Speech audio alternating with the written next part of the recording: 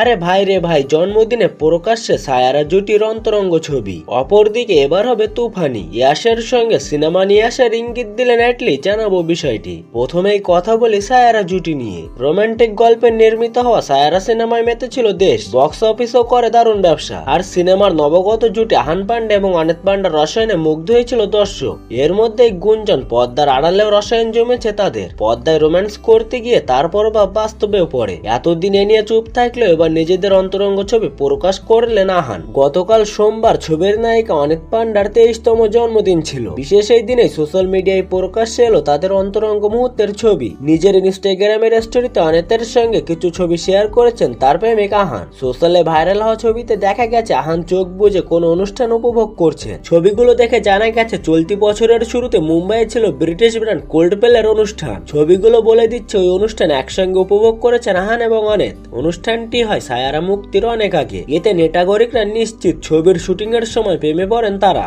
অপরদিকে শাহরুখ খান অভিনীত জওয়ান ছবির ব্যাপক সাফল্যের পর বিশ্বব্যাপী পরিচিত পাওয়া পরিচালক অ্যাটলি কুমার এখন পুষ্পা তারকা আল্লু অর্জুনের সঙ্গে নতুন সিনেমা নিয়ে ব্যস্ত রয়েছে। এর মধ্যে একান্ত এক সাক্ষাৎকারে কেজিএফ তারকা ইয়াসের সঙ্গে সিনেমা নিয়ে আসার ইঙ্গিত দিয়েছেন অ্যাটলি কুমার। ওয়ার্ল্ড পিকল বল লিগ আয়োজিত বেঙ্গালুরু ওপেনের প্রচারণায় বেঙ্গালুরুতে ছিলেন অ্যাটলি। এক কথোপকথনে পিকল বল এবং তার পছন্দের তীর্থস্থান কুক্কে সুব্রমণ্য মন্দির ছাড়া বেঙ্গালুরু প্রসঙ্গে তিনি জানান, এখানে ইয়াস সহ চলচ্চিত্র জগতের অনেক বন্ধু রয়েছে তার। অ্যাটলি কুমার বলেন, এখানে আমার খুব ভালো বন্ধু আছে, সিনেমার বন্ধু। ইয়াস স্যার আমার একজন ভালো বন্ধু, তার এবং তার কাজের প্রতি আমার অগাধ শ্রদ্ধা। এরপর ভবিষ্যতে একসঙ্গে কাজ করার ইঙ্গিত দিয়ে তিনি বলেন, দেখা যাক সামনে কিছু একটা হতে পারে কিনা। ইতিমধ্যেই তা সোশ্যাল মিডিয়ায় ছড়িয়ে পড়ে। এখন ইয়াস এবং অ্যাটলিকে একসঙ্গে দেখার জন্য অধীর আগ্রহে অপেক্ষা করছেন ভক্তরা। এর আগে 2024 সালে তাদের আগের একটি সাক্ষাৎ সোশ্যাল মিডিয়ায় ভাইরাল হয়েছিল। তখন অনন্ত আম্বানি এবং রাধিকা মার্চেন্টের বিয়েতে ইয়াস এবং অ্যাটলিকে গভীর কথোপকথনে মগ্ন থাকতে দেখা গিয়েছিল।